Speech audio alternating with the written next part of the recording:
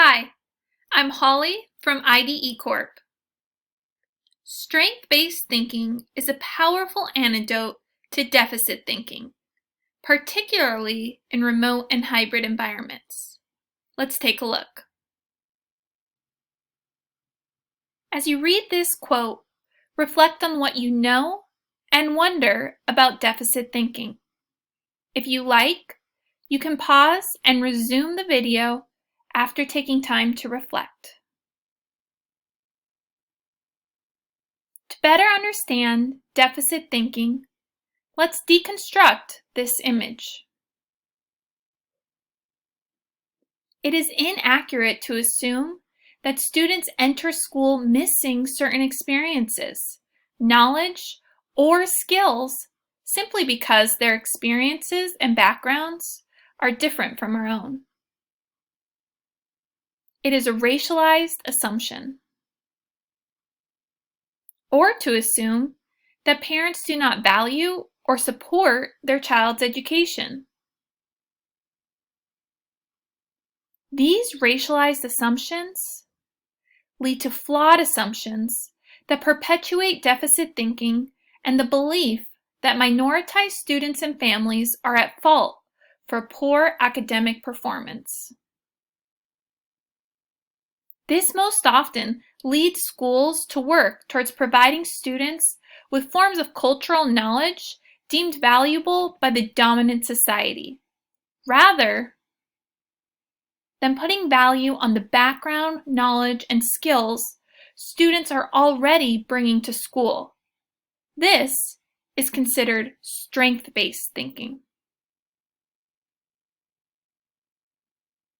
We can encourage strength-based thinking by challenging overgeneralizations made about families, backgrounds, knowledge, and skills. Educators most often assume that schools work and that students, parents, and communities need to change. In reality, it's the other way around. Let's look at an example of shifting from deficit thinking to strength-based thinking.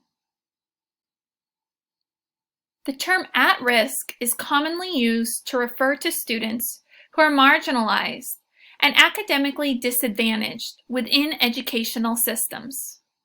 The assumption is that there is something inherently wrong with the child themselves. Dr. Gloria Ladson-Billings challenged the use of the term at risk, explaining that children could derive no sense of pride from such a label.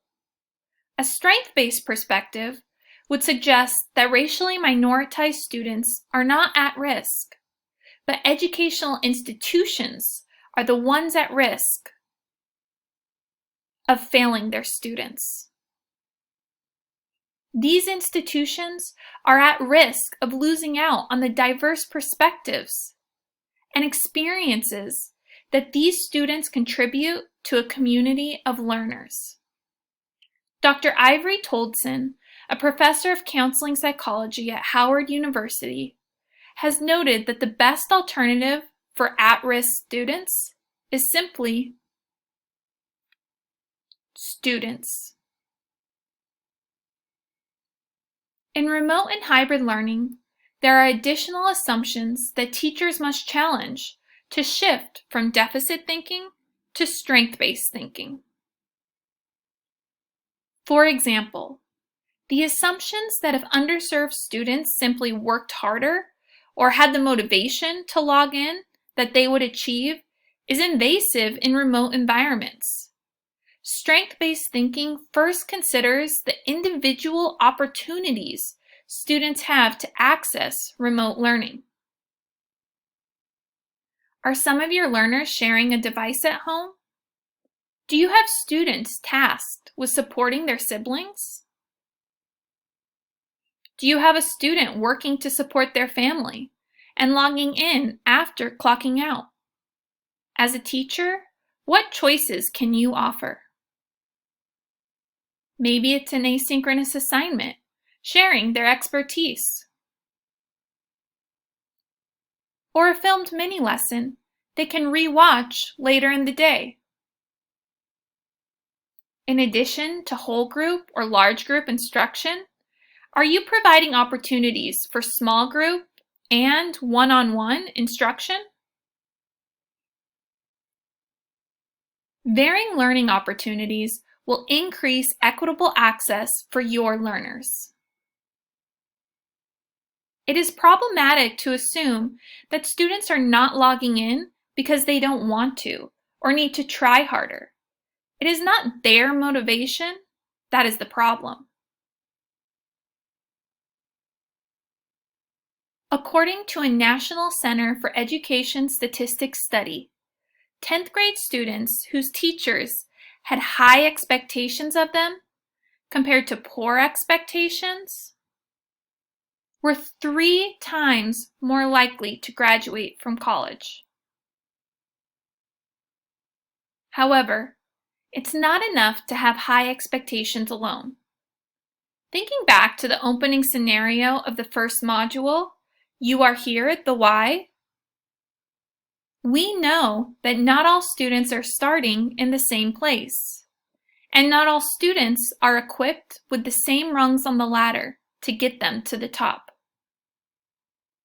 We must also have reachable, meaningful, and intermediate goals for our students. Together, high expectations and intermediate goals will lead to student achievement. We recognize this means that there may be numerous intermediate goals for you and your students. Some will be successful, some not. These setbacks are not losses. They're learning events. We go back to the overall plan and strategize another way. The main point is that we never give up on creating short-term wins. We teach that failure is not the ending. It's the beginning. Giving students opportunities to reflect and self-assess honors individual learners. Recognize and celebrate the diverse experiences and perspectives your learners bring to foster meaningful relationships and create a warm and affirming learning environment for your students to thrive in. Thank you.